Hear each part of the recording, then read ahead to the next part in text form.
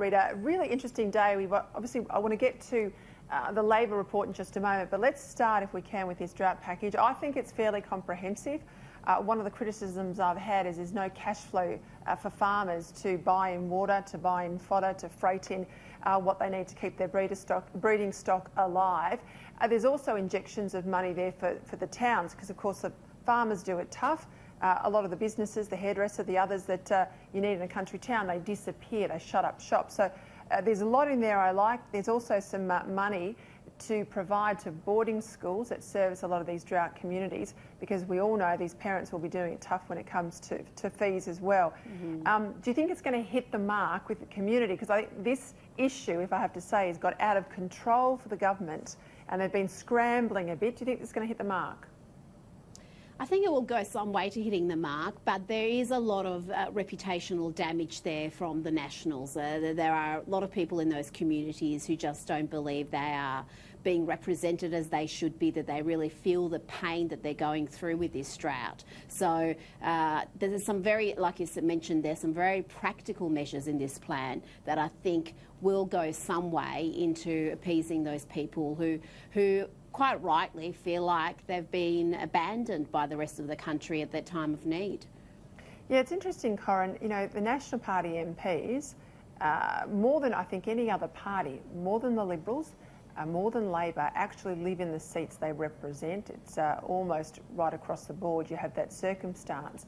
But you listen to some of them, particularly in the doorstop. We saw some grabs there from National Party MPs. Yeah. They seem divorced. They seem to be speaking Canberra speak. And I think part of the problem, and Rita's hit the nail on the head, there's been a lack of empathy in their communications. How are they going to turn that around?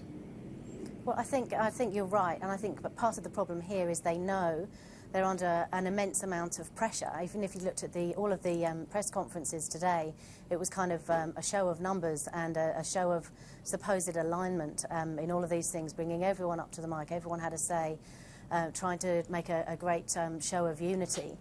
But you know, as to whether the community will actually come on board with it, as Rita said, a lot of reputational damage has already been done. And you know, let's also remember here the water side of the deal is really good. You know, the water deal that the government's done. We'll talk about that one actually in detail, because I think this is quite a seismic shift.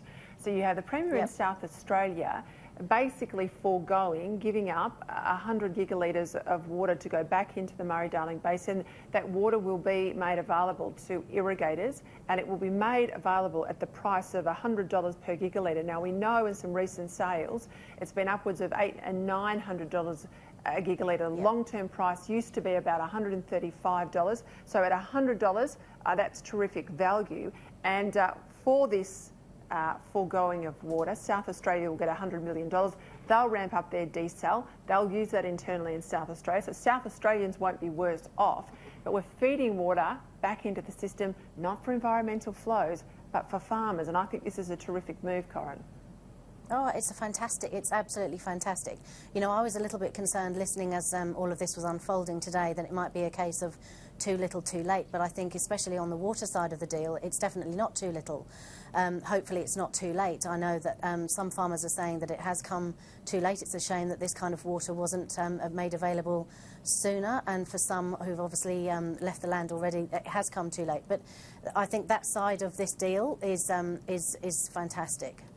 Yeah, you've got to wonder, Corin's right, you've got to wonder, Rita, whether the politics on this eclipsed the government. The government's been there now for 7 months. This issue of drought has been a very dominant issue. Labor can't land a glove on the government on anything else, but they have been able to land a glove on this issue. And so I think this is the government scrambling to a bit of political reality. Well, I think they've also been under pressure from minor parties and independents from the centre-right, more so than even possibly Labor. You've got everyone from Pauline Hanson to Katter to Liberal Democrats all advocating on behalf of people in farming communities are doing it tough. And the coalition really had to do something to show that, yes, we still represent people out on the land. We hear you. We know what you're going through. And we're going to come up with some common sense approaches that are actually going to help you. Like you said, I mean, they need feed for their for their animals. They need money just to keep going. They need water to live. That they're at desperate stakes at the moment. I think a lot of us in the city really are blind to the plight of these people, doing it really tough after how many years of drought some of these areas have been? Some have been 7 years. Yeah, some have been 7 years. Seven or eight. Yeah, I have to say though, I think urban Australians have been incredibly generous.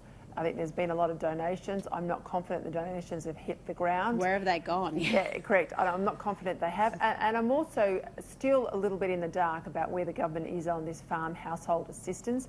I do think, as it stands, there'll be 600 people that will be out of the scheme come Christmas time. And I think that's got to be something they fix immediately. I'm surprised it wasn't remedied today.